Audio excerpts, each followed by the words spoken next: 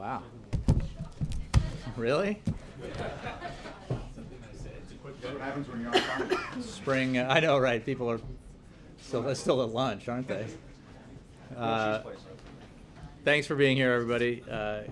Good afternoon. Welcome to your daily briefing. I don't have any announcements. You obviously heard the President speak in the Rose Garden earlier this morning. I will have a week ahead at the end of the briefing if you remind me to give it. With that, I go to the Associated Press. Thanks, Jay. The President's nominee to run HHS has experience really at the top levels in economics and in philanthropy and in government management, but not a lot of experience with healthcare. Does the President feel that it's important to have an HHS nominee that has experience in healthcare? Yes, and I think that Sylvia Matthews Burwell has, as Director of the Office of Management and Budget, a significant role to play in the healthcare arena. That office obviously interacts directly with the Department of HHS and others on matters of healthcare policy and implementation of that policy. She's also, as the President noted, had experience in healthcare issues with MetLife and with the Walmart Foundation.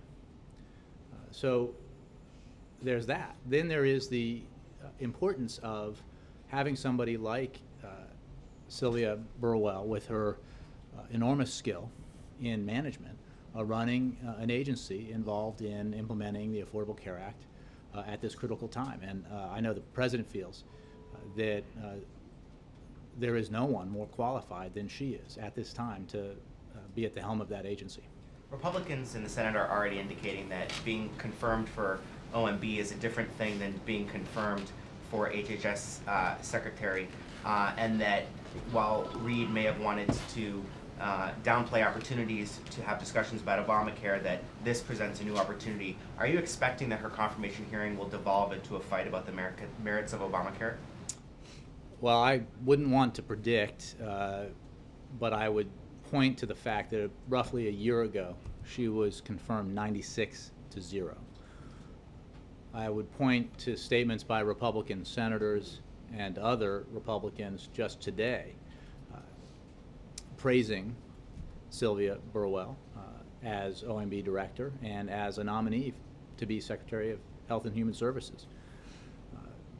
Those comments and that praise is merited because she is an exceptional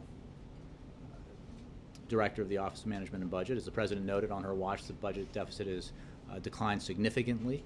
She was integral to the team that enabled a 2-year deal to be met on the budget that, for the first time in a long time, ensured that we wouldn't be engaging in this kind of brinksmanship that led to the shutdown of the government, but puts us back in the business of focusing on the economy and job creation in a way that's not disruptive, or at least less disruptive and more helpful to the American people. So, we obviously defer to the Senate and its important role in confirming nominees, but given that they confirmed her to a cabinet position a year ago unanimously, and that in the interim she has performed admirably and ably in that position and has earned the praise of Democrats and Republicans alike, I think it's fair to expect that she would be confirmed swiftly. Congress has now passed the Iran envoy bill, and it's on its way to the President's desk if it's not there already. Will the President sign it? Let me say a couple of things. We have informed the United Nations and Iran that we will not issue a visa to Mr. Abu Talebi. We certainly share the intent of the bill passed by Congress, as we have already told the UN and Iran that we will not issue a visa.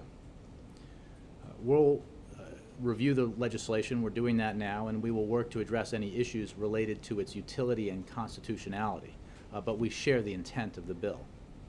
The bill expands upon a 1990 law for which President George H.W. Bush issued a signing statement expressing constitutional concerns, and obviously we will be looking at this issue as part of our review.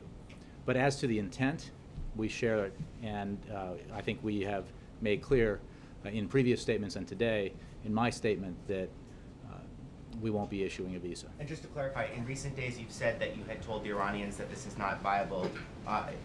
You're saying now that you've told the Iranians that the U.S. won't issue visas. Is that a follow-up conversation that occurred to let them know that? Well, we've communicated with the Iranians at a number of levels and made clear our position on this, and that includes our position that the selection was not viable and our position that we will not be issuing him a visa.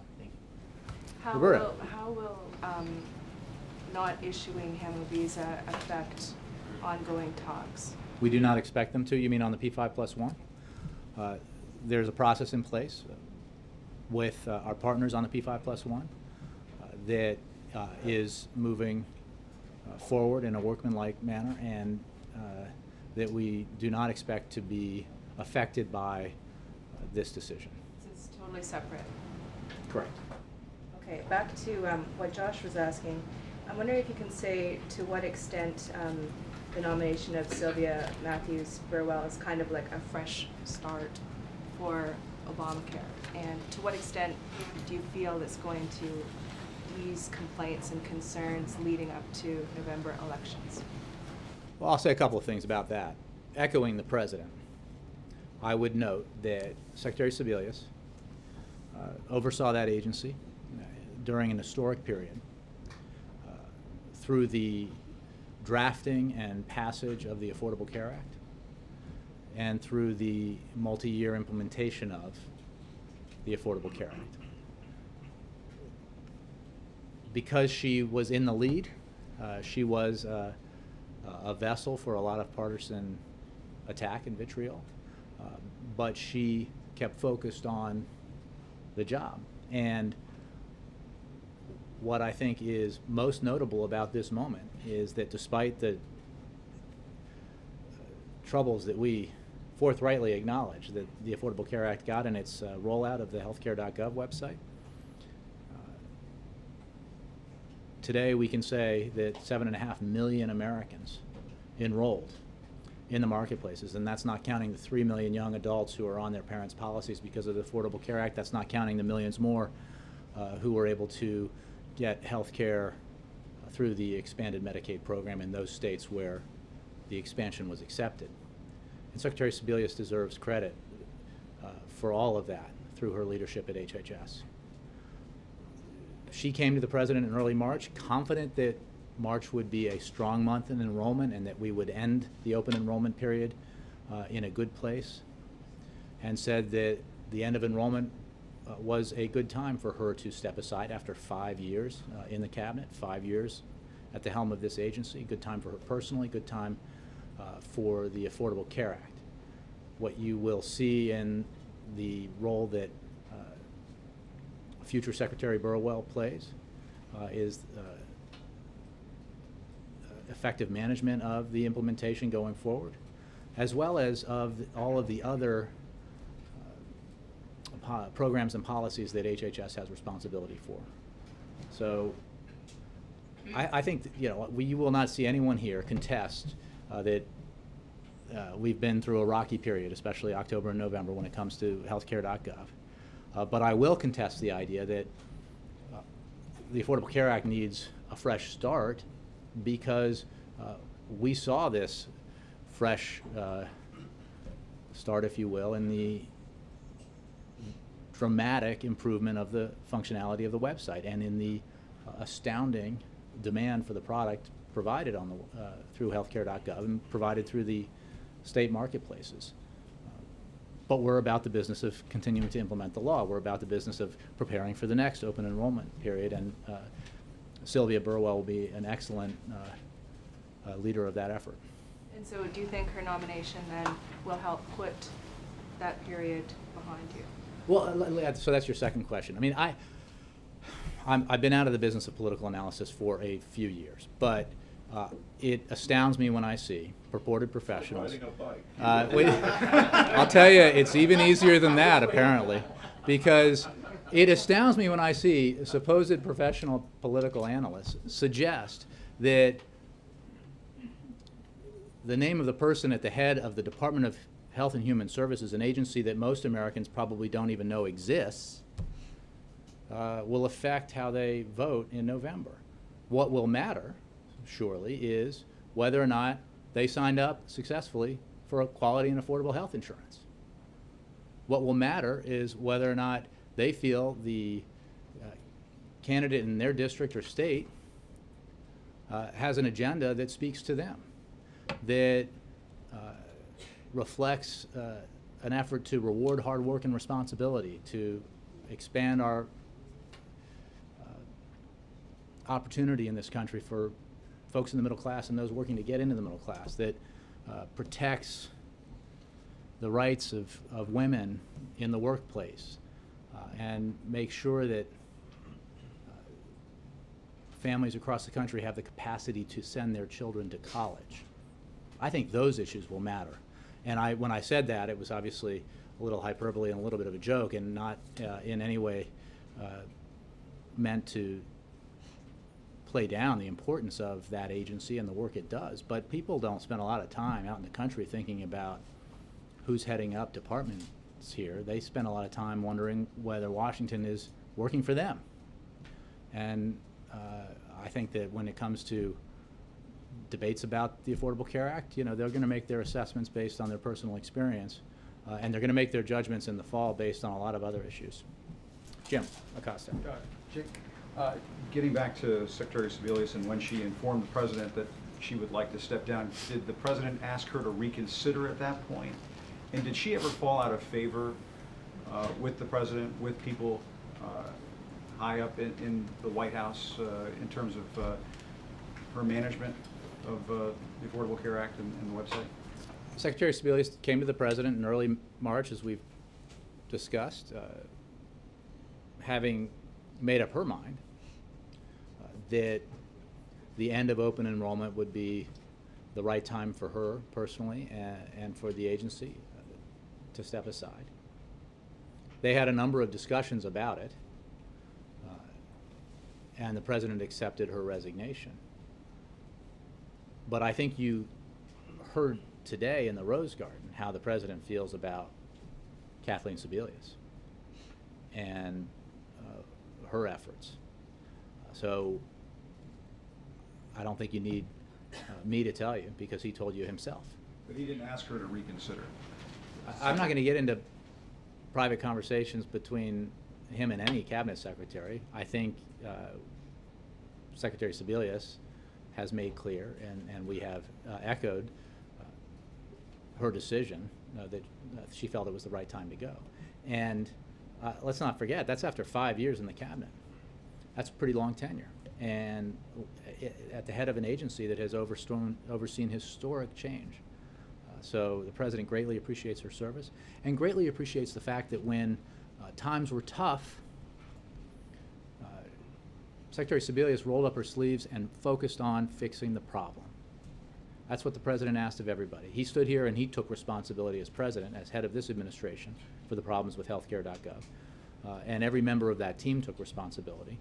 But he didn't look to assign blame or point fingers or scapegoat anyone. He wanted every member of that team who was committed to providing affordable, quality health insurance to the American people to get to work fixing the problems for the American people. That's what he demanded, and that's what he got.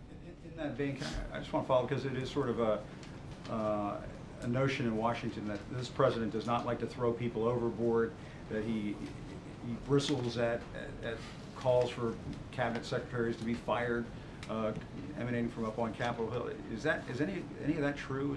Is there a part of this president who just sort of? Well, I think this president holds people accountable and believes they ought to perform at the highest levels, and that's what he saw people do when we had the problems that we had last fall with the website. As a general principle, I think President Obama doesn't subscribe to practices that are, theatrical, that you in personnel or other areas. Because again, this goes to sort of Roberta's question. The issue with healthcare.gov wasn't, who's to blame. It was, can they get it to work? Because it was about a tool that was highly important to making implementation of the Affordable Care Act successful. So what did the president do? He looked at the troubles and he said, here's the course we're going to pursue. We're going to throw everything we have at fixing this problem. We're going to bring in a team of tech experts. We're going to ask Jeff Zients to come in and oversee that team under CMS and HHS and fix the problem. Because what mattered most was fixing it so that folks could enroll. And that's what they did. And getting back to the Iranians picked for ambassador to the UN, I don't think you said whether or not the president would sign that legislation. Is that not necessary now? Well, what I said was that we are reviewing the legislation and will work to address any issues related to its utility and its constitutionality. And I pointed you to the precedent here in 1990 under President George H.W. Bush when he issued a signing statement, when he signed a bill expressing constitutional concerns that he and his administration had at the time. So we'll look at that precedent as well. Yes, sir. So, you know, Jay, so many critics of the law still have so many questions about those 7 million Americans who signed up. Does the White House 7.5. Does the White House believe it's important to answer some of those questions before these confirmation hearings, or do you think the confirmation hearings are the appropriate place to have these questions answered? Well, I'm sure that the senators will have lots of questions for the president's nominee, as is appropriate, and I'm not going to rule. It's up to them what they want to ask her, and certainly questions about the Affordable Care Act or represent fair ground. But I mean, if you're asking me about, I mean, I'm not sure which questions you're referring to, demographic breakdowns, or when it comes to the above, is the White House going to break down that 7.5 million number prior to we will have confirmation? data available when the data is reliable enough to provide. What I can say is that every time a bar is set by critics and opponents of the Affordable Care Act that they say represents, the threshold for failure, and we clear it, they move it to something else. And I would point you to, when it comes to how many are, I'll even anticipate some of these questions. What's the percentage of uninsured now in the wake of the Affordable Care Act? Well, we don't know definitively, but there have been some studies from outside groups that suggest a pretty significant movement in that arena as a result of the Affordable Care Act. And one study didn't even take into account the surge at the end of March. Demographic breakdown, we don't know yet. And when we have the data, when it's scrubbed, we'll provide it. But insurers will tell you that they're comfortable with the demographic breakdown that they've been getting, the individual private insurance companies have been getting, who have and offer plans throughout these marketplaces. So, but I'm sure we'll be answering every question that we get to the best of our ability. The president said that he hopes there's a swift confirmation. Isn't that sort of wishful thinking on his part, just given the polarization of the Affordable Care Act still? Was the Affordable Care Act, I mean, there's polarization as a matter of fact and regret, I think, for a lot of folks. But that polarization existed when the president had a number of nominees to cabinet positions confirmed in the last year. I think you've seen statements from Republicans today already supportive of Ms. Burwell and her work as director of OMB and her nomination as secretary of HHS. But I'm not going to presuppose the outcome. What I will note is that the United States Senate confirmed her to a cabinet position, a very important one, unanimously a year ago. And what has changed in a year in the arena for which she held responsibility is that the deficit's been cut in half at a record pace, or been cut at a record pace. For the first time in many years, a budget agreement has been reached that prevented the kind of brinksmanship that we've seen in the past that led, in one instance, to the shutdown of the government. And you've seen overall highly effective management out of the director of the Office of Management and Budget, and I think that's a record that will assist us in making the case for the president's nominee. You're Yes. making the case that it's going to depend entirely on her record, when that seems to be the furthest thing from the truth. This is an opportunity to reopen the discussion of ACA on part Well, of the I hadn't noticed that it had been closed, first of all. I don't think, for better or worse, in terms of their political aims, Republicans have dropped the argument and the case and are suddenly going to take it up again. We hear every day that they want to repeal it. my question And is, that why they would want you to tell think- those 7.5 million people that they're out of luck, and tell the 3 million young adults that they're out of luck, and tell all those seniors who've gotten prescription drug benefits that they're out of luck, and that it's time to go back to the status quo ante when insurance companies could decide for you whether or not your condition was covered. But what makes you think that they'll consider Ms. Burwell's nomination on her merits alone? Or even at all? Because that's how the process is supposed to work, That's supposed to. right? We're optimists. Oh. That's it. Ed. Thanks, Jay. You anticipated all of my questions. I want to first ask about voter ID before healthcare, because the President gave this big speech at the LBJ Library yesterday. Before he spoke, I think the day before, former President Clinton talked about voter ID laws and specifically said that one way to deal with this may be to put a photo on a Social Security card.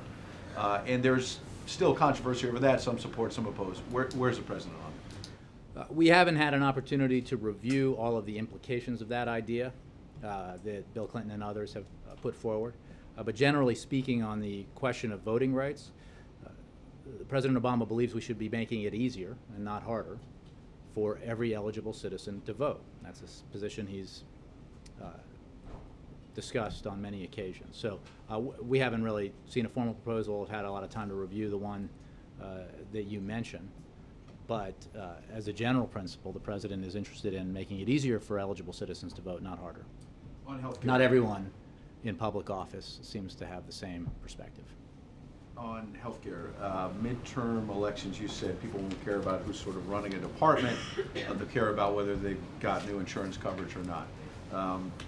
Will it, you specifically said that's what will matter. Will it also matter if someone had a plan, the President said you can keep your plan, and then they lost their plan? I think there'll be debate in every race about this and many other issues. Again, you might have missed it. I certainly haven't seen it on your network, but that Rand's study noted the number of individuals for whom that was the case, at least based on their survey.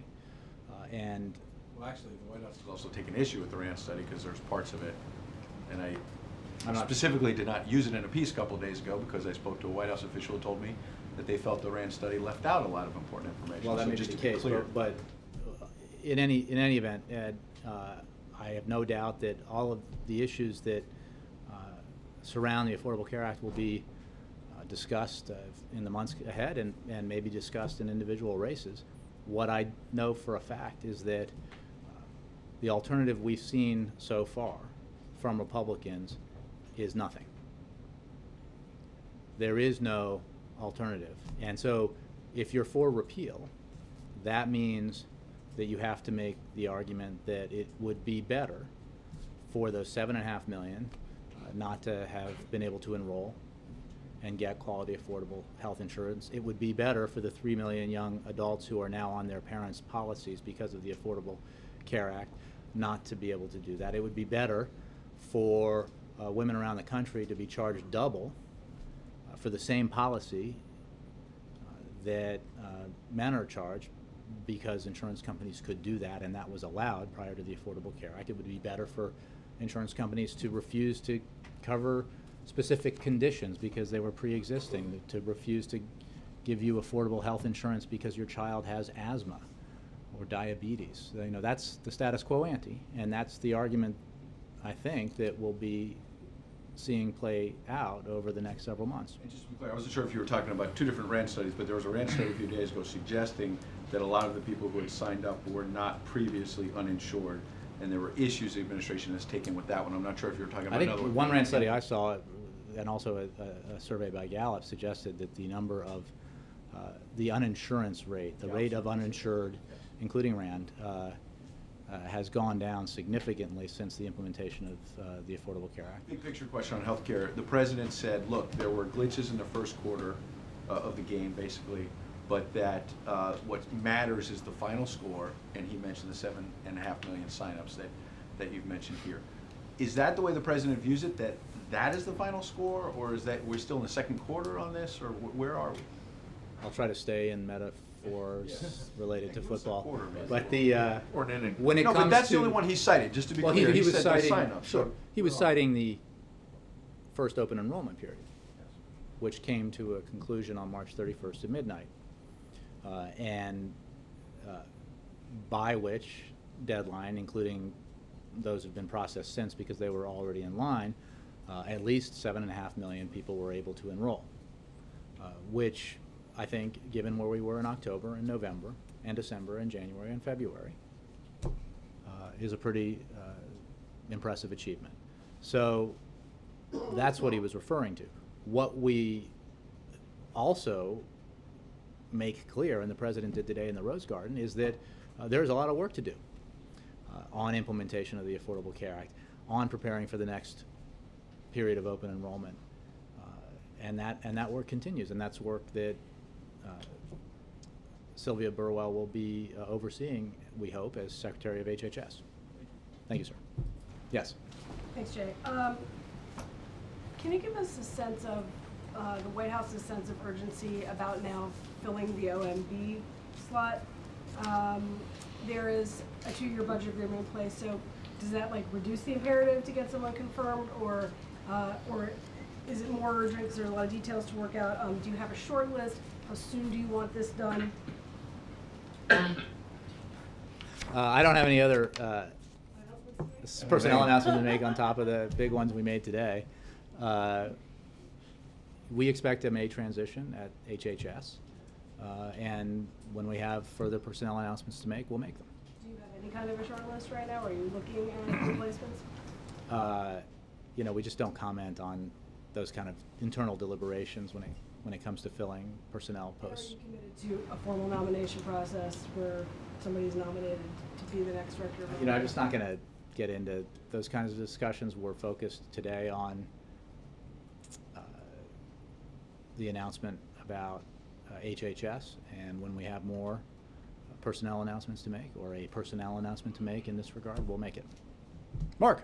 Jay, what reason did the U.S. give to the UN and Iran for denying the visa to the ambassador?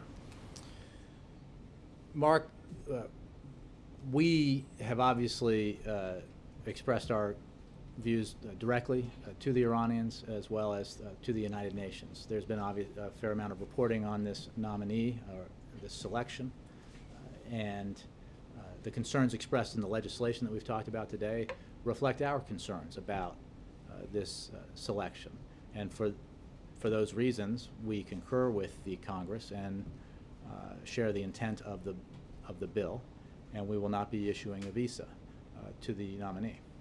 Do you mean the individual's background as having had a role in the hostage-taking in 1979? Again, I think it's fair to say that the discussions around this, the reporting on it, the views expressed in the discussions on Capitol Hill and in the legislation itself reflect our views. Why are you stopping short of saying No, that? I'm agreeing. I'm just, Oh, okay. but these are complex issues, and we don't, as a rule, get into too much detail about issuing visas and deliberations over visas. As host nation, is the U.S. entitled to withhold a visa from an ambassador? I would refer you to the United Nations representation, the U.S. representation at the UN, as well as the State Department.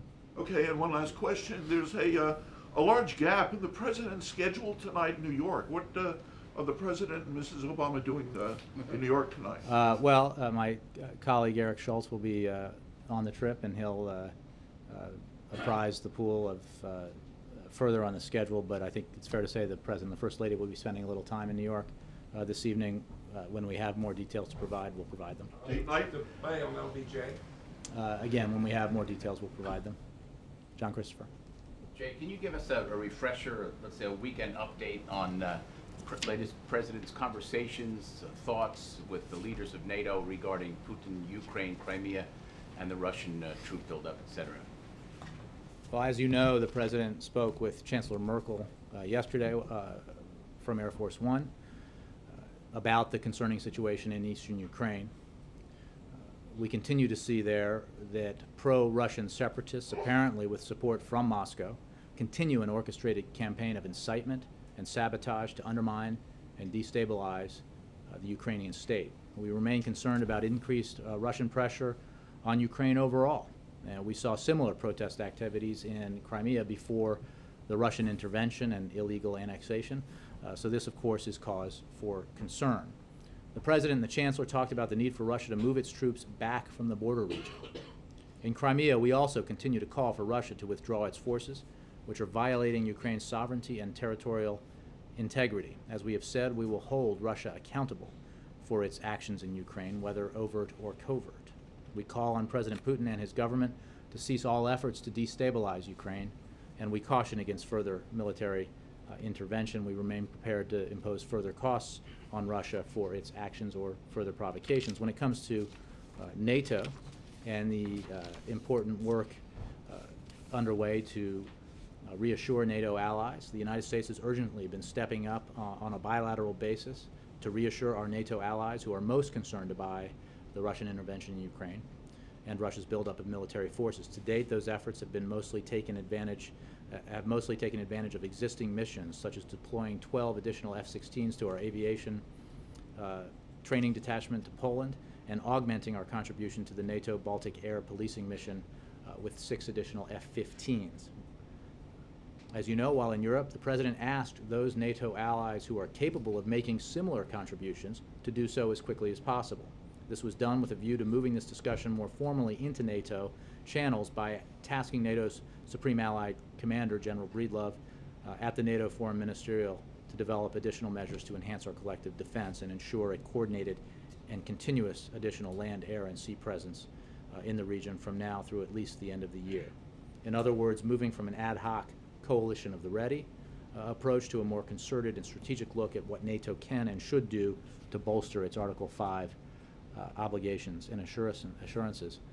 In other words, we've taken a lot of steps to reassure our NATO allies. We have had discussions with, when the President was in Europe and since, our partners on other contributions that our NATO allies can make in the effort to reassure the alliance and those nations that are understandably most concerned by Russia's actions in Ukraine.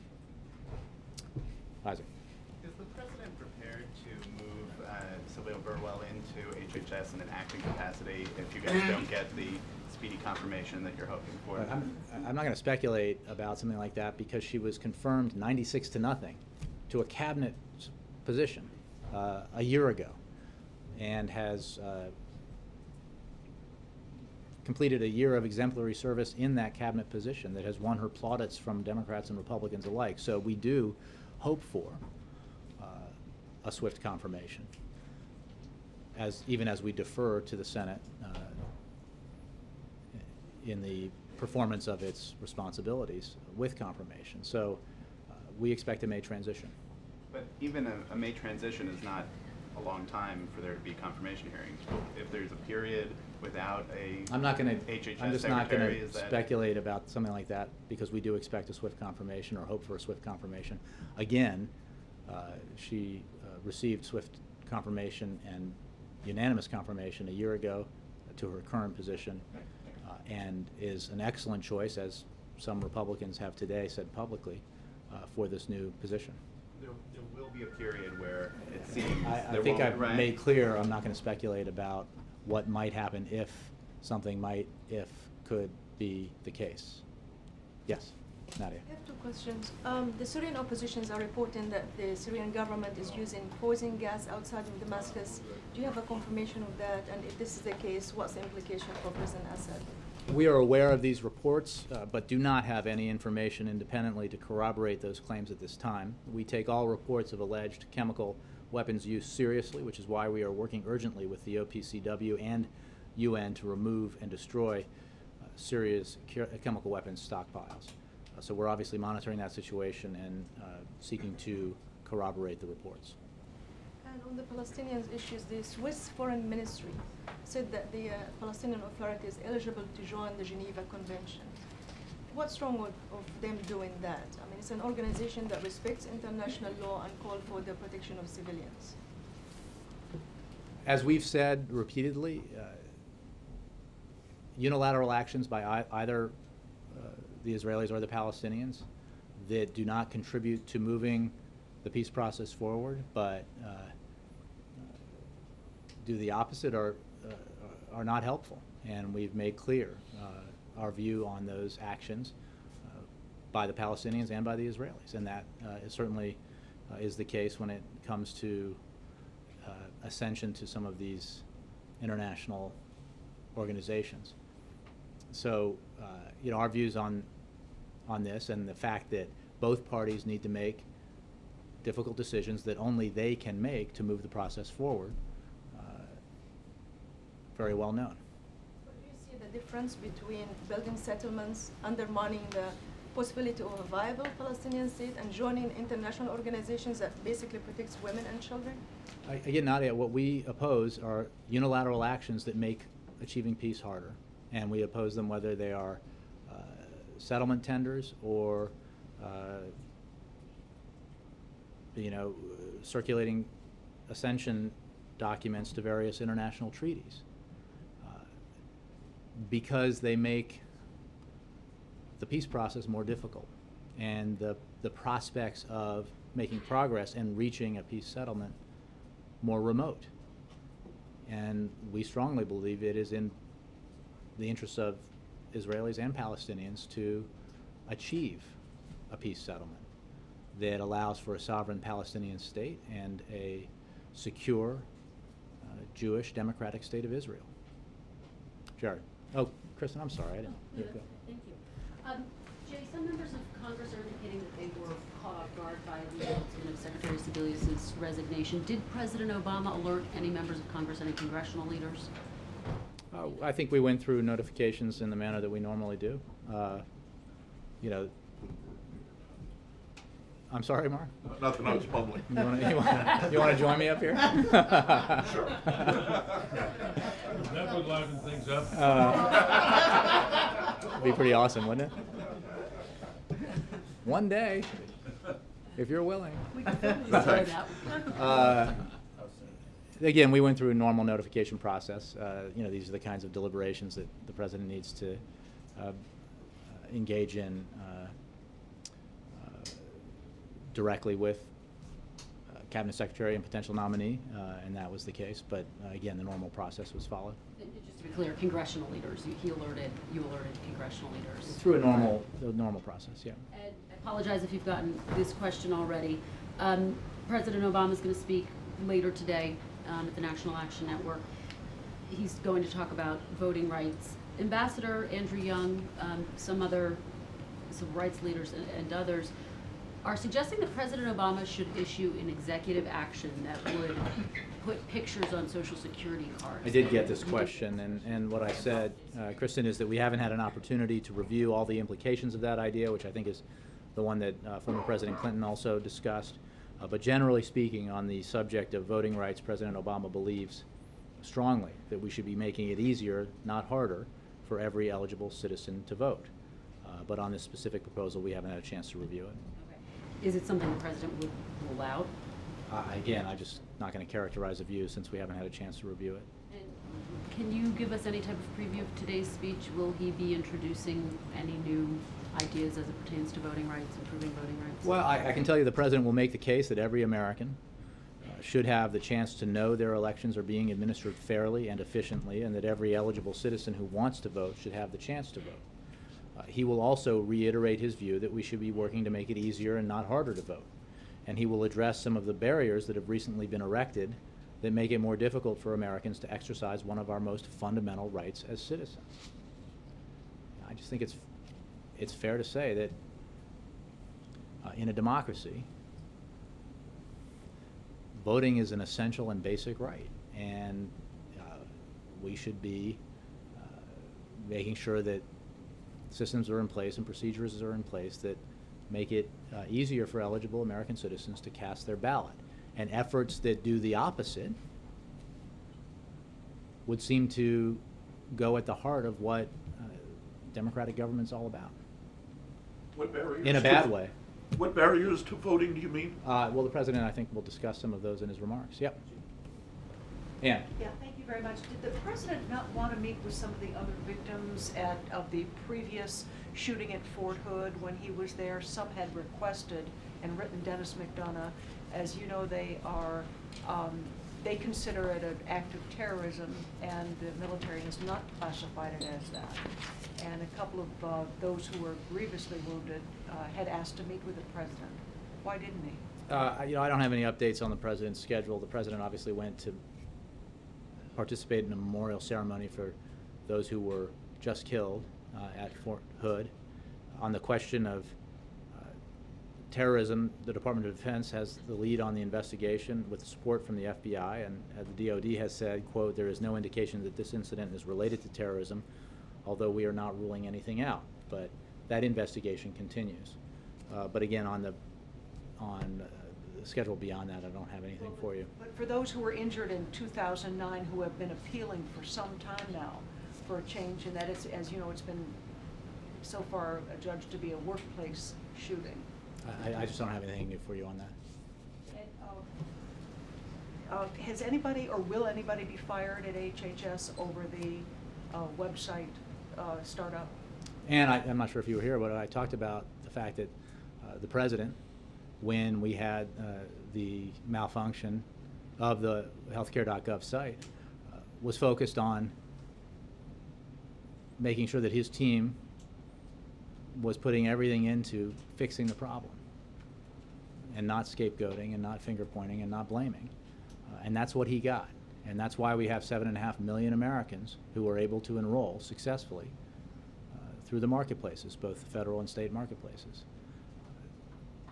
That's the kind of accountability the president wants, and that's what he got. And you know, I'm sure, as we were discussing earlier, you know, the debate won't end with the end of open enrollment, the 7.5 million, with a change of leadership at HHS. The debate will continue, so I'm sure we'll have time to discuss it. The debate becomes, I think, a little more complicated for opponents of the Affordable Care Act, for supporters of repeal, when they have to argue that the status quo ante for those 7.5 million, and for the 3 million young adults, and for the millions of seniors, and for everybody who's affected by a policy or was affected by a policy in the past that discriminated against those with pre-existing conditions, that's better for them than. Case closed on the You know, I don't make personnel speculation here. I think that the point I'm trying to make is that what the president wanted people to focus on at a very difficult time was fixing the problem, not assigning blame for the problem. And that's what he got, and he got that to the benefit of millions of Americans. Jared. Jay, I just want to take one more stab at Isaac's question. Will Secretary Sebelius stay on until a successor is confirmed by the Senate? We expect a May transition, and we expect the Senate to take up Sylvia's confirmation and to examine her exceptional credentials, her exemplary service, and to confirm her, hopefully unanimously, as they did last time. And the president, you said, knew in early March that this transition would be happening. The president earlier today was effusive in his praise for Secretary Sebelius, but Secretary Sebelius was not at the podium, nor was she mentioned in the remarks on April 1, when the president took what I feel like a lot of us described as a victory lap, saying 7-point-something million Americans at the time. Was that Secretary Sebelius was at the event. The president was there only with the vice president behind the podium, and I think you heard from the president. Members of Congress who passed. Jared, honestly, I think you heard from the president of the United. Boy, that's a pretty lame. But the president, I think, gave you plenty of sound today on his feelings about Secretary Sebelius' service. So you got it from him, and you got it pretty clearly. I'll take Laura, then Jen. On Guantanamo, the Miami Herald sent a letter of protest to Secretary Hagel about the unprecedented censorship going on for the press in the past 3 months in Guantanamo. Are you aware of this? I'll have to take the question and probably refer you to the Department of Defense. And second question, could you confirm Angela Merkel is coming to the White House in May to speak about Ukraine? I don't have any scheduling announcements on behalf of the Chancellor of Germany. I think in the readout that somebody about the upcoming visit. Whatever we said in the readout was 100% true. I just don't have the readout in front of me. Jen. Thanks, Jay. Why is the president so reluctant to take executive action on the Employment Non-Discrimination Act? Jen, the President believes that the Congress ought to pass and send to his desk the Employment Non-Discrimination Act. If you're asking about, executive orders, I just don't have any update for you on that. That's the answer I've given in the past.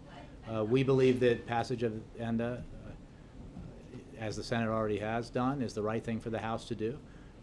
The folks who oppose it for the reasons that civil rights legislation has been opposed in the past.